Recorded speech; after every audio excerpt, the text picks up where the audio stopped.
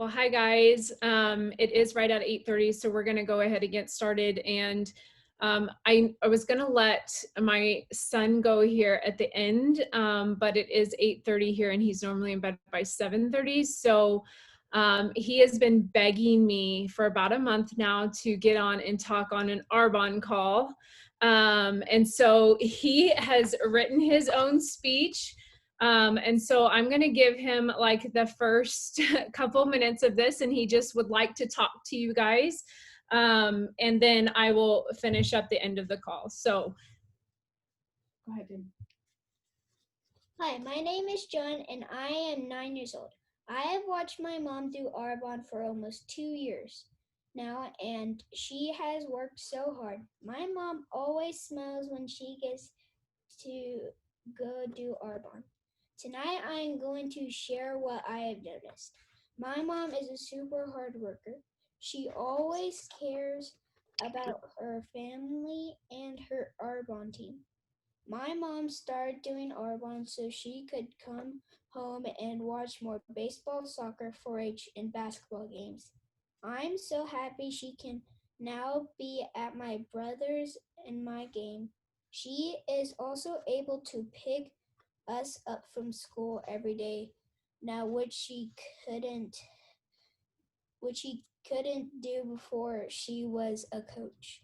Now I want to talk about practice. The way to be better at anything is to practice. My mom practices Arbonne every day, and she gets better every practice like I do at soccer, 4-H, basketball, baseball, or basketball. The more you practice, the better you get in sports or Arbonne. Now I'm going to tell you about teamwork. Teamwork is something some people need to work on. Now, teamwork is not easy. You may have to work with people that you may not like. So Go ahead. Keep going. So if that does happen, you have to deal with it. And if that does happen, try to make friends with that person. I have learned from my mom that teamwork is the best part of a relationship. You can't be doing a chore and ask someone, "Can you help me?" If they say yes, you can't just walk away. You have to help them. You have to do it with them together. That is teamwork, working together. Because my mom does Arbonne, I am so excited to go to Hawaii, to travel to all the AIT trips, and to get to go to Breckenridge. Because my mom does Arbonne, Hudson and I will get to do all of those things. Good job. Look, they're all clapping for you. Thank you. Good night, buddy. Brings all the feels, you guys. All the feels. You guys, that's what this is about. More than anything, right there. Okay, take deep breaths, right? You guys, I am so excited to share with you guys after coming off an amazing weekend in St. Louis. You guys, it was a weekend that was filled with love and laughter, tears, fireside chats, hugs, and you guys, just so much more. And it was so good for my soul. And I know this weekend, you guys, was a pivotal moment in a lot of our businesses. And you guys, we missed so many of you guys that couldn't be there. But you guys, we launched something today, and that is Areas in Seaside, and that's March 4th through the 7th in 2021. And you guys, you have to be there. It's an event you don't want to miss. I remember going to Areas in Paradise in Arizona 2 years ago, and it was so, so powerful and life-changing in my business and in my life. So tonight, you guys, what I want to speak about is just going to kind of be all over the map. As I was praying about what I was going to talk about, there's just 3 words that just kept coming to my mind, and a lot of it had to do with what happened this weekend. And those 3 things were love, servant leadership, and self-discipline / excuses. I lumped those together. I'm going to talk about the hard one first because you guys, and that's self-discipline and excuses. And I've talked about this before, and you guys, sometimes I feel, and it may very well be true, that I talk about this every time I get an opportunity to talk on this call. But self-discipline, you guys, is a characteristics that's one of the biggest characteristics when describing a successful person. So let's dive in, and you guys, I want you to like pull over the chat because we're going to do some little exchanging. If you're on your phone, pull up the chat so you guys can type in, and I'm probably not going to look because I will get distracted, but I do want you guys to answer these things. So the first thing we want to talk about is self-discipline. Do you have a morning routine? Do you exercise? Oh, yes, yes, yes, yes. Okay. Do you exercise 4 to 6 days a week? Yes, look at all those. Yes, yes. Good, good, good. Okay. Both a morning routine and exercise, you guys, are key components to self-discipline because they're not easy. The first person you lead is you guys. The first and best victory you can ever do is conquering yourself. These are qualities of a person with self-discipline. One, develop and follow through on your priorities. We all have too little time, you guys. We just don't have enough time. Yet we get things done, right? If it's a priority, we make sure that they fit into our day. So you need to have a plan and too little time. And in your plan, figure out what your priorities are for you. If it's spending time with God, if it's reading, if it's exercise, if it's family time, whatever is a priority for you, schedule it in. And you guys, sometimes that means being disciplined enough to get up 30 minutes early to get it done before anyone wakes up. That is part of being self-disciplined. Follow through on your priorities. If it is a priority for you, you will find a way. Number 2, make a disciplined lifestyle your goal. It can't be a one-time event. I compare this to everybody who buys a gym membership in January, right? They last a week and then they quit. You guys, you have to commit and follow through with your discipline all the way through. Make it a habit, not a one-time event. So you guys, I want you to just list maybe one thing over in the chat that you would like to be able to get disciplined about. Maybe that is exercising, 3 times a week. Maybe that is making sure you eat breakfast before 10 a.m. Maybe that is making sure you get your time in with God. I want you to just list one thing over on the chat that you would love to be able to get more disciplined in doing. Number 3, challenge your excuses. If you have reasons why you can't be self-disciplined, realize you have just a bunch of excuses. You guys, this is hard to say. I don't want to wake up at 5:30 to work out. That's not hard to say, right? That's not hard to say, but it is hard to do. I don't have time to do this business. You guys, those are all excuses, because if it's a priority, you will find time, even if it requires you to wake up early. Stop settling for excuses and challenge them. Challenge yourself. And you guys, you're not going to be perfect in the beginning. You may get up twice a week at 5:30 to go work out, right? And then you might be able to make it 3, but challenge yourself to make those priorities a habit. Number 4, remove rewards until the job is done. Have a system and stick with it. And I want you to look at it this way. Don't eat your dessert before your veggies, okay? No TV until your reach outs are done. No dinner out until your DMS sheet is done. Your self-disciplined self, does that make sense? Your self-disciplined self should choose your work equals reward. Number 5, stay focused on activity. If you are focused on the processes, the rewards will come. Just like all things in life, you have to trust the process. And you guys, the process is so simple. It's just about consistency of doing them. Stay focused on your DMS sheet or your 40 phase sheet, whichever one that you have started doing every single month, and track them.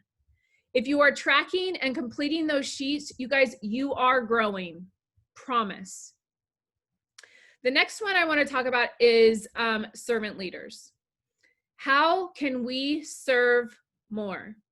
How can we as a multi-nation serve people on a bigger scale? You guys, why can't our nations build houses in Haiti? Why can't we sponsor children in Guatemala? Why can't we fundraise 200,000 towards human trafficking? You guys, we can. We can do all of these things and more if we become better at being servant leaders. So in the chat, you guys, I told you this was going to be super interactive. In the chat, I want you guys to list one thing that you would love to do. If money was no option, how can you serve on a bigger scale? Okay, put that in the chat group, please. Servant leadership is all about loving people more than your position. A true servant leader does these things. And you guys, right now, I'm just talking about business more than anything. Put others ahead of your own agenda. Love people, help people. We are all people. Number 2, possess the confidence to serve. Be secure to serve others. Not one single one of us is too good to serve people, no matter who they are. In our business, how can we serve our team, but also don't forget to look up? In our business, how can we serve our team? By looking down below. How can we serve them? But also don't forget to look up. How can you serve your leaders, your sidelines, other teams? It's not about us. God blesses those who serve. Number 3, initiate service of others. See the need and serve without expecting anything in return. We don't serve people for the recognition. We do it because it is in our heart. God sees you already, and that is the only person that matters in the long run. Number 4, servant leaders are not position conscious. Sorry, that was a big pause moment. They're not position conscious. They don't focus on rank or position. We are people helping people. End of story. Your title does not define you, nor does it define how important you are. Focus on all people. Number 5, serve out of love. It is not about recognition or self-promotion. I mentioned this again because I think it is so, so important. Develop a love of serving and guiding people, and your heart will always be fulfilled. Okay, the next thing is love. And this is the third thing. And you guys, this is like when I was talking to Linda, the one thing that we got out of this weekend, my heart just kept going back to love. It just kept going back to how powerful it was to hug each other this weekend, how powerful it was to touch people, how powerful it was that no matter where we are in life, age that we are, single or divorced, going through depression or anxiety, for who we voted for, we all loved each other no matter what. We loved each other not based on anything that was going on in our current life, but because we just want to love each other. We want to share, we want to support each other. And it's in the high, like people could be in the highest part of their business or the lowest part of their business, but no one knew this weekend because all there was love being shared no matter what was going on. So I want to challenge you guys to lead with love in everything that you do. And you guys, our world could use a lot of love right now. A lot of love. So here are some ways to lead your team with love. 1, love them without judgment. Hear what they say and listen. We don't have to be in the same place in life to love each other, and respect each other. We don't have to have the same friends or ideas or beliefs to love each other and love big. Number 2, love them enough to speak truth. Their goals and needs were placed in your hands as leaders to help them achieve them. In coachable moments, don't be afraid to speak the truth with love. Number 3, love them with vision. And you guys, this is a huge part of our business. Your vision must meet their needs. It must be so far reaching. It goes beyond one individual and includes others and add values to them. So when you're talking to your team about vision, you need to love them and lead them with vision because you guys, we have to go first. We have to show them what is possible. We have to show them that there is so much more that we can be doing in this world than just what is going on in Fort Scott, Kansas, right? We have to be able to show them the vision of the world is at our fingertips if we're willing to go for it. Because you guys, there are people that are counting on us.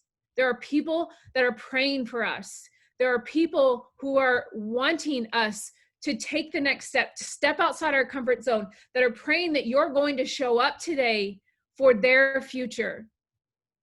So love them with your vision, more importantly than anything. And you guys, I'm going to get a little bit vulnerable right now. And really this, what I want to talk about is just about your perspective and your belief. And this is a story that I laugh at all the time. And as a coach, I can see this. And sometimes it's really hard for me as an Arbonne consultant to see this. I remember a season, we started out the season going 15-0. And we lost on a Wednesday night, we lost a conference game, and we went to a tournament that following Friday, and we lost that very first game in the tournament. And again, against two like top 5 teams in the nation. And a reporter came over to me and he said, you know, Coach, I see you guys are in kind of a slump. And I kind of laughed and I said, well, if 15-2 is a slump, I will take that any day. And you guys, I want you to think of how that looks in our Arbonne business. How many of us have been in for multiple years? And I looked, you guys, I was at the high of my business 4 months ago. 4 months ago. And you guys, I think of this as like a batter's slump, right? Everybody calls it a batter's slump if you're in baseball. This is a baseball term, so sorry if you guys don't know baseball. A batter's slump is like they haven't been able to get a hit for so long. They're in this slump. And you guys, 4 months in a time frame of my life, if 4 months is my slump, I will take that any day of the year, any day of my Arbonne career. So it's all about perspective, you guys, and belief. And if you guys believe you're in a slump right now in your business, it's going to take a while to get out of it. But if your perspective is, I'll take that anytime, you guys, you're on your way out. You have to believe that you will never be in a slump, right? Taylin said this best, and she says this so many times. You guys, you are mid-conquer. You're not in a slump, you're mid-conquer. So stop believing wherever you are and just believe like this is the best time. Like this weekend, there was a complete shift in our multi-nation in the States. Lisa, we're cheering from afar because we know you guys are doing amazing over in Australia. Us in US need some love over here. But you guys, I felt this major shift in everybody's business, and our perspective and our belief needs to be that that shift is happening. Our belief and our perspective needs to know that, excuse me, that our next ace is tomorrow. If you guys have that perspective and that belief, it's going to happen. So we just need to believe and to have that perspective that no matter what, I will take this any day of the week. Okay. Linda, that is all I have.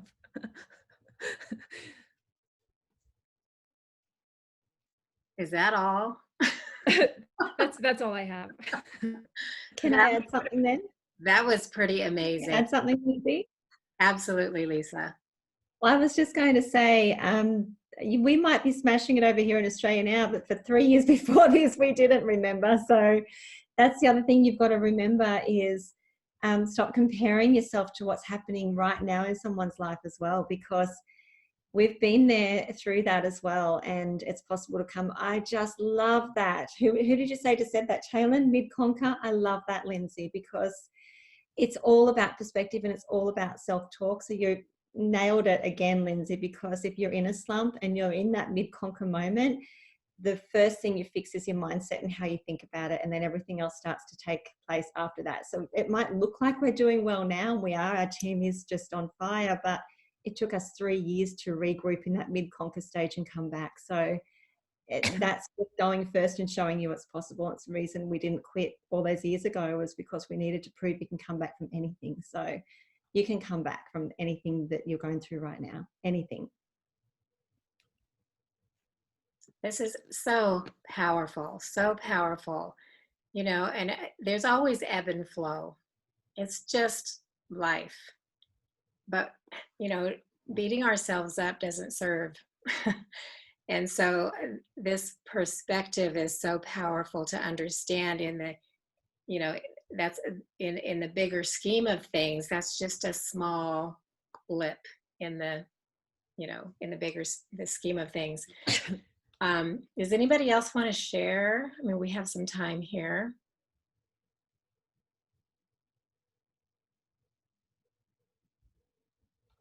JJ did an amazing job. Oh my gosh.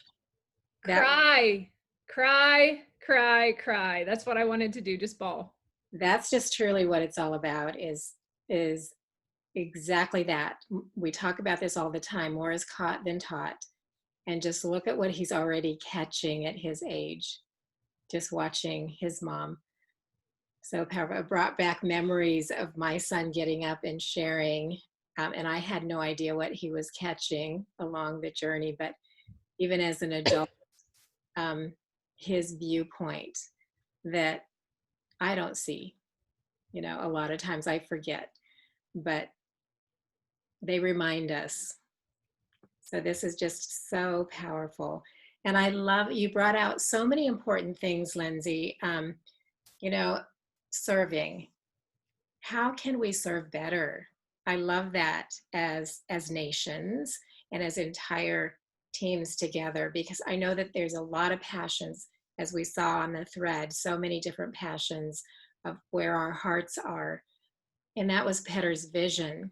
So how can we, you know, maybe think about how can we give back in such a way, because there's so much need, you know, all over the place right now. So I love that. Yeah, serving is always servant leader. I've spoke about that since coaching day one, because just teaching your leaders to serve on a bigger level. And I just know, like, just from you guys, I haven't met some of you guys, most of you guys here on this call, but just like you can feel the hearts in these nations. You can feel the passion and the energy just by even, you know, seeing somebody's post on Facebook. You can feel it. And you guys, those are world changing visions right there. And like, that's where we need to be. Our focus is getting to those world changing visions, not on just selling lipstick, right? We need to get ourselves on a bigger scale and be like, that is our vision out there. And, you know, lipstick is minor, right? But we are going to be changing so many lives. And if we can keep that in our forefront, you guys, we're going to attract the right people to come into this business, and we're going to be able to just change the world. Because right now, this world needs Arbonne more than anything. Absolutely. Lots of yes, yes, yes. Anything else anybody want to share before we head out this evening? Hi, Kaden. And just as you shared, Lindsay, your retreat, and Linda, the retreat you've got for March, ours is scheduled at the same time, remember. So same time as you guys are doing your retreat over there, we'll have one here in Australia too, for everyone that's logging in from Australia. That's awesome. That's awesome. We're going to have to like tag team in. That would be so fun to do that. Awesome. Thank you, ladies, for your leadership. This has just been amazing. Thank you so much, Lindsay, for loving on us tonight. And thank you, Lisa, for hopping on all the way on the other side of the world. We just appreciate you so much. So thanks, everyone. Have a great night and great morning, Lisa. You're just getting started. Love you all. Good night.